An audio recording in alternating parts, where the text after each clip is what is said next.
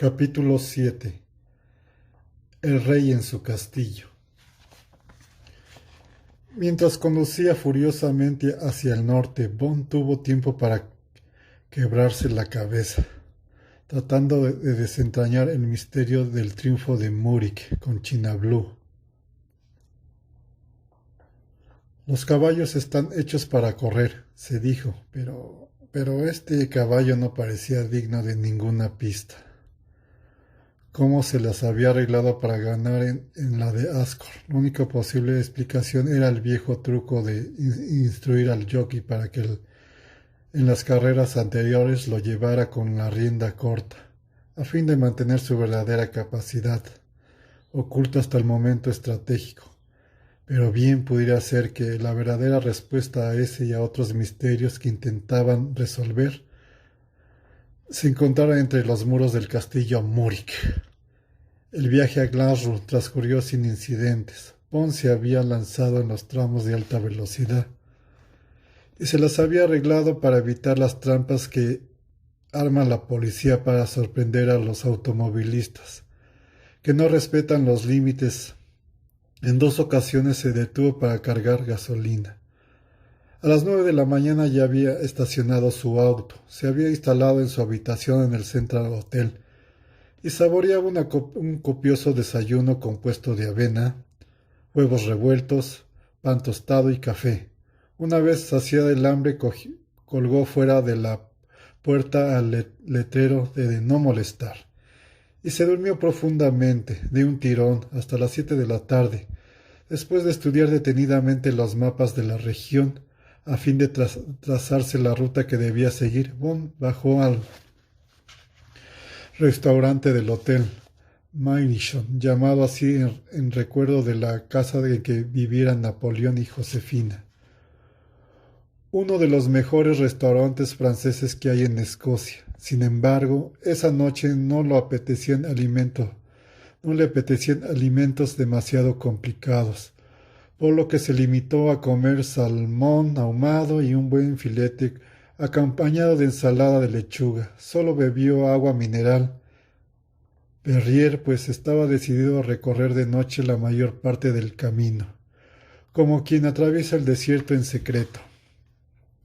A las 10:30 ya había pagado su cuenta y se había puesto en camino, rumbo al norte por la carretera A82 que lo llevó a costear a Long Lomond. En las primeras horas del nuevo día, Bond se detuvo a descansar en una aldea muy cercana a Lochgarry, habiendo cambiado su curso para tomar la carretera A87, que lo llevaría a los lagos de la costa y aquellos estrechos caminos que bordeaban el litoral occidental y en los que tanto abundan los pasos. A la mañana siguiente, muy temprano, llegó a una zona boscosa junto al este de Lochgarry y, después de estacionar el SAP entre los árboles a salvo de miradas indiscretas, dedicó al descanso todo el día bajo el pálido azul del cielo, entre el aroma de los pinos y los helechos. Sabía que tan pronto como se pusiera el sol, llegar a la aldea Mulcahy y de allí al castillo Múrich sería cuestión de 60 u 80 minutos. Se había provisto de algunos pasteles de carne y un poco de fruta, así como de Perrier, pues en la presente etapa de su acción no deseaba ingerir nada fuerte. Habiendo concentrado toda su atención en realizar el viaje con buen tiempo y sobre seguro hasta ese momento, no había tenido oportunidad de saborear los paisajes ni de deleitarse con las bellezas de Escocia. A decir verdad, viajar de noche no era la manera más propicia, de modo que ahora se recostó en el asiento del auto, que ajustó para estar cómodo y pasó el día dormitando y comiendo mientras el sol recorría su órbita, empezaba a ocultarse entre los pinos y las colinas. Aprovechando los últimos rayos de sol, Bond empezó con sus preparativos para caso de urgencia. Abrió el portaequipajes y metió en su bolsillo una cajetilla de los cigarros preparados por la sección Q. Solamente 6 de esos cigarros se podían fumar. Los restantes habían sido recortados a manera de ocultar un compartimiento de fácil acceso en el que descansaban 4 minúsculos micrófonos electrónicos, previamente ajustados, puesto que Bond tenía que desempeñar la función de unidad ambulante de vigilancia dentro de la residencia de Múrich. Tendría necesidad de ayuda y el pequeño receptor para esos micrófonos provisto de cinta magnofónica y audífonos pertenecería oculto en uno de los ingeniosos escondrijos añadidos por Quieta al equipaje del 007. También se aseguró de que el falso encendedor Dunhill, peligrosísimo pues podía paralizar a un adulto durante casi una hora, quedaba a prudente distancia de su auténtico encendedor. El resto de su armamento siguió oculto en los compartimientos de seguridad del automóvil. Por lo demás tenía a mano las únicas herramientas que necesitaba por el momento, los binoculares Bausch & Lomb y los anteojos Nightfinder. Una vez que desapareció hasta la última traza, la de luz diurna, y empezaron a aparecer las estrellas en la amplia bóveda del cielo, Bond puso en marcha el SAP y lo enfiló hacia Applecross. Siguió la ribera del Loch Carron, sabedor de que el sitio al que se dirigía no estaba muy lejos, por lo que convenía estar alerta. Marchó a buena velocidad, pues al cabo de 60 minutos el SAT cruzaba el puertecito de Mulcahy que llevaba directamente a la única calle de la aldea, con sus pintorescas hileras de casitas, las 2 tiendas, la posada y la iglesia. Mulcahy se levantaba a orillas de un riachuelo en un extremo de una amplia cañada en cuyas laderas, según observó Bond a la brillante luz de la luna, no había árboles ante él. Al final de la cabaña, dominando la aldea desde una altura, se alzaba el castillo como un crestón rocoso. La aldea parecía desierta, salvo algunas lucecitas que brillaban de vez en cuando en las casitas. Yvonne calculó que le había tomado menos de 45 segundos recorrer el villatorio de punta a cabo. Casi al terminar la calle cerca de la iglesia, el estrecho camino se dividía. Un poste indicador lo señalaba con sus brazos en V. El castillo Muri quedaba precisamente ante él, arriba de la cañada. El otro poste indicador señalaba una senda también muy angosta que llevaba de regreso el camino de Shanghái. Si bien cabía suponerse, dijo Bond, que la senda desembocaba en otra senda con sus inevitables pasos antes de llegar a la carretera A896, que llevaba al pueblecito de Schieldijk. No obstante, era probable que la senda en cuestión siguiera el contorno de la cañada hacia el este, hacia algún punto desde el que podía ver claramente el castillo. Haciendo una breve pausa, Bond se colocó los anteojos infrarrojos Nightfinder, de manera que los pequeños lentes descansaran cómodamente en su nariz. De inmediato la noche de luna se transformó en un claro día, lo que le permitió seguir sin dificultad aquella senda. Apagó las luces del SAT y avanzó a velocidad constante. La senda descendía tras la ladera oriental de la cañada, pero desde allí podía verse dibujados contra el cielo los pisos superiores del castillo. Tanto este como la aldea se construyeron teniendo en cuenta lo estratégico de su posición, y Bond estaba convencido de que su paso por Mulcahy ya había sido observado. Se preguntaba si el castellano ya habría sido informado. Por fin llegó a su punto, que según sus cálculos era paralelo al castillo. Detuvo el auto, tomó los binoculares y, sin despojarse de los Nightfinders, se apeó y examinó los alrededores, y a su derecha se perfilaban con toda claridad unos montículos de escasa altura pegados casi al camino y que terminaban a unas 100 yardas. Tal parecía que se había hecho excavaciones recientemente. Por un momento pensó en la convivencia de investigar qué era aquello, pero luego decidió que en el castillo era lo que más le interesaba. Bond se alejó de la senda caminando hacia la izquierda para trepar por la suave ladera este de la cañada. El aire limpio estaba endulzado por los aromas nocturnos. Bond avanzaba tan silenciosamente como era posible, sumergido casi hasta las rodillas en brezos aulugadas y helachos. En la lejanía ladró un perro y muy cerca escuchó el grito de algún ave nocturna que se lanzaba a su diaria cacería. Cuando alcanzó el final del altozano, Bond se estiró y miró a su alrededor. Podía ver claramente la aldea hacia el otro extremo de la cañada, pero decididamente no había manera de ganar una posición ventajosa, desde la que dominara el castillo, que se levantaba como una milla de distancia, en línea recta, construido sobre una extensa meseta en la lejanía.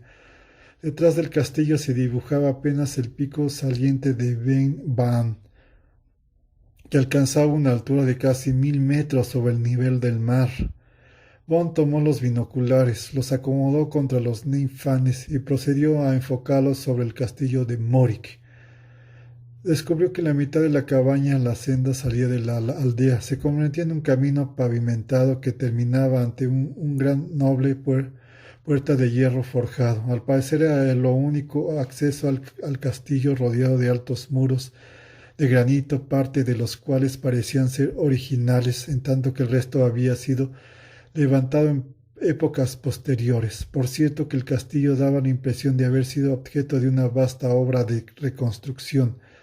Allá al fondo se alcanzaba a ver lo que Bond supuso había sido la barbacana original, pero el resto era de ese exagerado estilo gótico, tan apreciado en la era victoriana.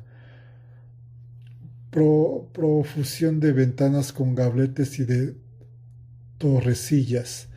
Había 3 automóviles estacionados delante de lo que era, sin lugar a dudas, la entrada principal, un gran pórtico con columnas. Al parecer, el castillo estaba situado en el centro de extensos y bien cuidados jardines, y su aspecto tenía en general un carácter que fluctuaba entre lo siniestro y lo disneylandiano.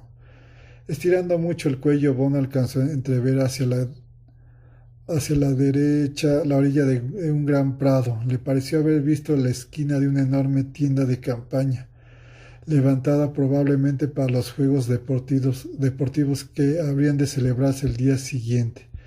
El doctor Anton Murik poseía un auténtico castillo y en sus dominios era el rey absoluto. Bond se disponía a ponerse de pie para volver a su automóvil a fin de ir al castillo y presentarse ante la corte del rey Murik, cuando se percató muy tarde de que no estaba solo.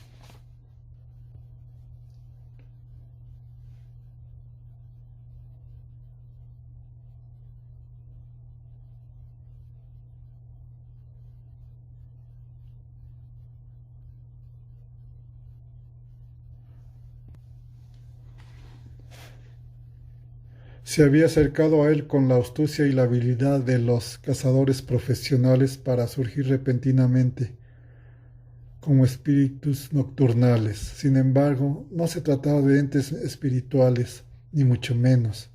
Sobre todo el jefe. Con que espiando el castillo, dijo aquel hombre en tono acusador y con marcadísimo acento escocés. Un momento, interrumpió Bond, al tiempo que se llevaba la mano a la cabeza para quitarse los ninfinders. Pero apenas iniciado el movimiento, 2 manazas como jamones lo tomaron de las solapas y lo levantaron del suelo. Usted viene con nosotros sin rechistar, ordenó el gigantón. Pero Bond no estaba de humor para seguir a nadie sin rechistar. Inclinó la cabeza con fuerza y golpeó al hombrón en el puente de la nariz. El hombre emitió un gruñido de dolor y soltó a Bond, quien pudo comprobar que el golpe había estado bien dado. Un hilillo de sangre escurría por las ventanas de la nariz de aquel Goliat. Yo te mato.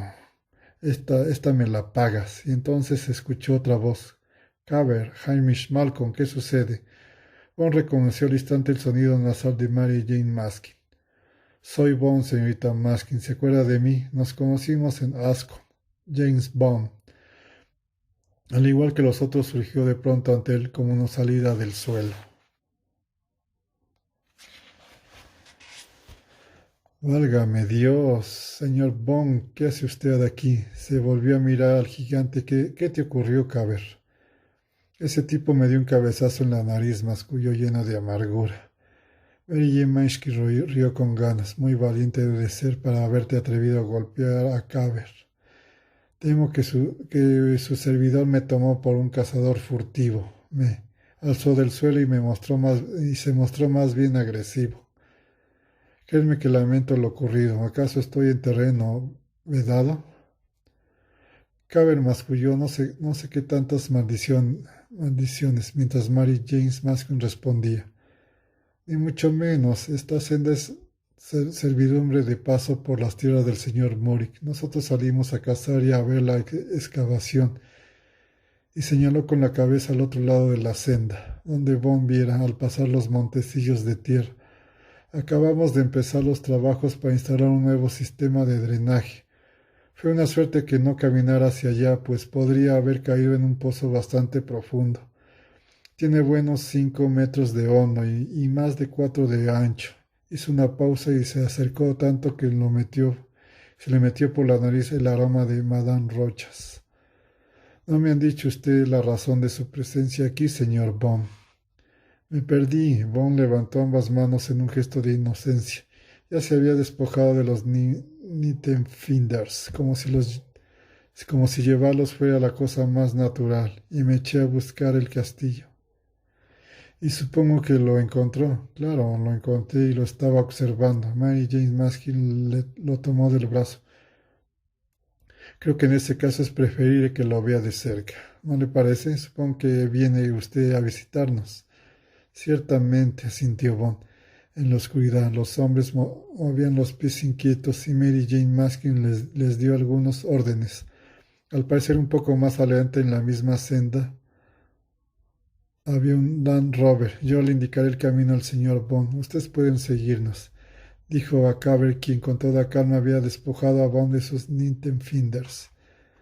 Tenía usted que haber tomado la senda recta que sale de la aldea, comentó ella, una vez que hubieran acomodado en el SAP que ya estaba en movimiento. Ya me di cuenta de eso. Cuando se detuvo ante los portones del Land Rover casi les pisaba los talones. Apareció una figura que les franqueó el paso y Mary Jane Maskin informó a Bond que durante la noche mantenía cerradas las puertas aseguradas mediante cerraduras especiales. Nunca se sabe, incluso en un lugar como este tan alejado, en el que conocemos a todos, ¿Podría llegar un extraño y atacarla?, preguntó Bond sonriendo de oreja a oreja. Podría resultar divertido, también ella rió. En todo caso, es agradable tenerlo de huésped, señor Bond. O puedo tutearle James. Supongo que aquí sobran los formulismos, respondió Bond, y se encontró ante la gran puerta principal con su porche de columnas. Detrás de ellos Caber y los llamados Hamish y Malcolm descendían del Land Rover. Mary Jane Maskin ordenó a Hamish que avisara al señor de Murcad y luego se volvió a Bond. Si le das tus llaves a Caber, él se encargará de meter tu equipaje, James. Bond, sin embargo, había tenido el cuidado de cerrar su auto con llave. Creo que el equipaje puede esperar, e hizo un cortés ademán para señalar la puerta del castillo. Si ya me tomaron por espía o cazador furtivo, bien puede suceder que el señor Mulcahy se niegue a recibirme.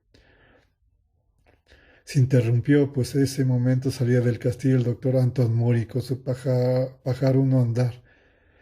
Miró un momento al grupo formado ante sus puertas y entonces se iluminó su rostro. Pero si es el señor Bond.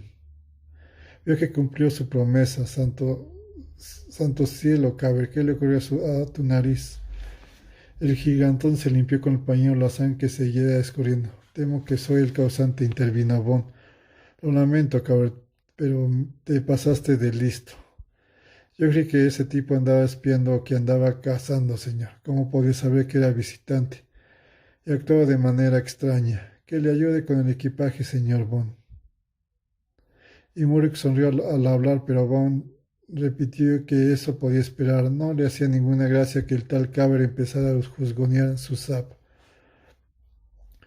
Como guste, y Muri no había perdido su benigna sonrisa. Por supuesto, aquí no hace falta echar las llaves. Más tarde recogerán sus maletas.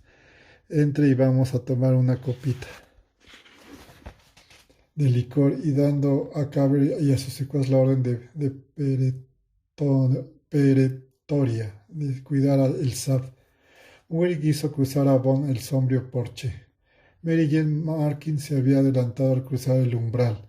Morik soltó algo entre risita y cacareó. Me temo, Bond, que se ha ganado usted un enemigo. A Caber no le gusta que le ganen, y luego le sangró la nariz, lo que tampoco le habrá hecho gracia. Ándese con cuidado.